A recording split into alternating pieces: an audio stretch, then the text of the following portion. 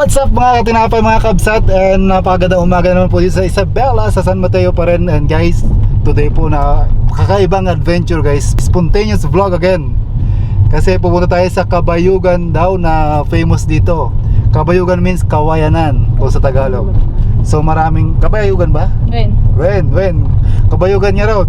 So guys, punta tayo sa Kabayugan, magandang pasyalan daw, relaxing area, sobrang daming kawayan. And basta, guys, panoorin nyo yung video nito. Tara guys. May kasama, dalawa kaming car by the way. So convoy kami, yung isang car ni daddy, yung father-in-law ko, yun nasa harap.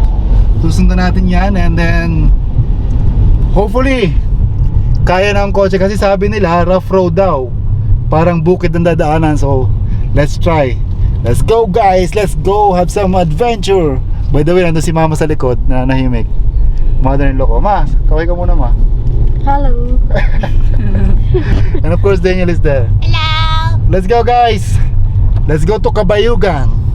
Yay. Or Kawayanan. There.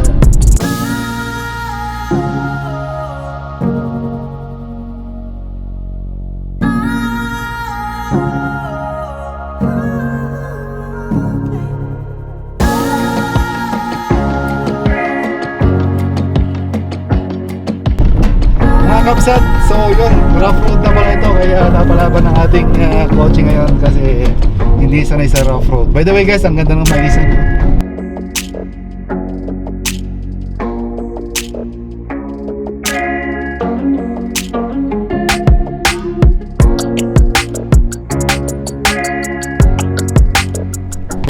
So mga katinapay, after driving 20 minutes po, andito na tayo sa Kawayanan. Yan o, ating tour guide. So yun guys, tara maghanap tayo ng parking.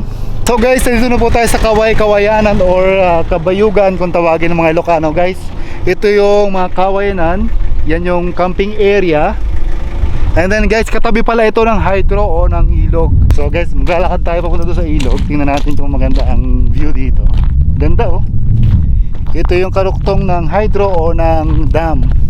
Ito ata karuktong ng Magat River guys. Ito yan guys.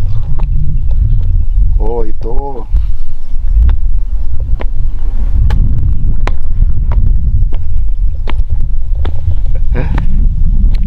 So guys, medyo mababa ang tubig kasi tag-init, kaya yun. Pero ang ganda ng river kung makikita sa bandaro, no? Karuktong po ba ito ng Magat River? Oo, sir. Ito guys, Magat River, karuktong po ito. Yun yung sa previous vlog ko, makikita nyo yung sa Magat Dam vlog. Ito po yung kaduktong nya. Ang ganda ng lugar guys, mainit nga lang pero sarap ng hangin. Yun ang Kabayugan guys. Kung tawagin ng mga Ilocano, Kabayugan. Let's go guys.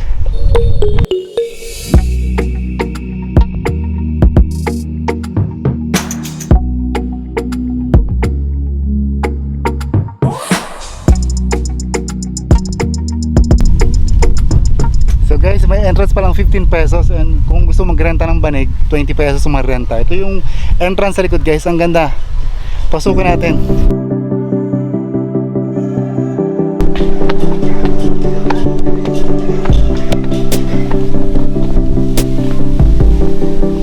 Yan ang Kawayanan guys. Kung tawagin sa Ilocano ay Kabayugan.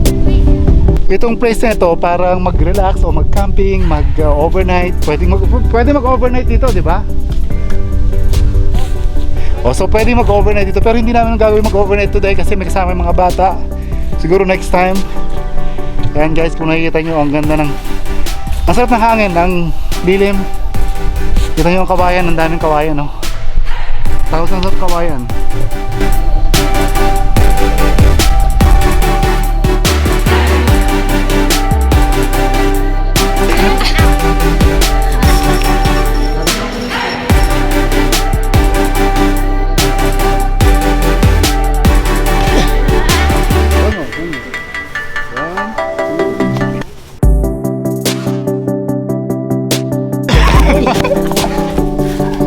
By the way guys, kung magawi kayo dito sa San Mateo, Isabela, meron ditong tourist attraction kung tawagin is Kabayugan kung sa Ilocano, and Kaway-Kawayan kung Tagalog, di ba? Yeah. By the way guys, shoutout sa mababait na receptionist dito. So, kailan pa to in-open? Since which year? February year, lang po. February last year. February 2020 or 2021? 2020. 21. 2021? 2020. So guys, ibig sabihin ngayong taon lang ito inopen for public. So before parang private lang to. Yes, sir. So yan guys, sila yung mga mababait na tatanggap sa inyo dito. Ang entrance 15 pesos each, right? Tapos kung mag-rent tayo ng banig, 20 pesos lang. Table and May tables din. Huwag na kayo magdala ng mga tables and mga camping. May camping tent Meron kayo. po.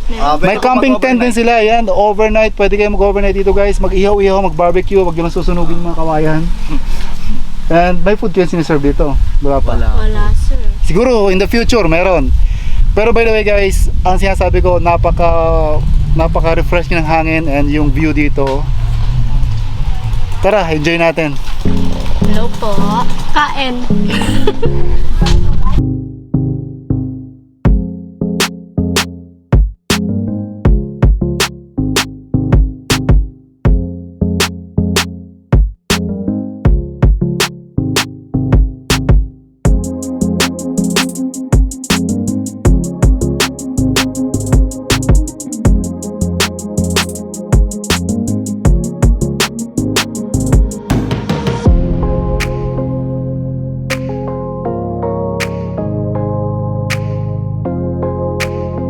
Well, turn it off. So mga kabsat, mga katinapay, dito na po kami sa bahay. Medyo napagod ng konti sa kaway-kawayan. Guys, Kabayugan, right? my feet hurt so bad. Look guys. My pinky toe hurts. Ew. By the way guys, yon. Finally matutuloy na ang 100, not 100. Finally matutuloy na ang 1,000 steps bukas. Abangan nyo po ang susunod na vlog dahil po yun ang 1,000 steps na makikita doon ang buong hydro, overlooking ng buong hydro guys. Abangan nyo next video.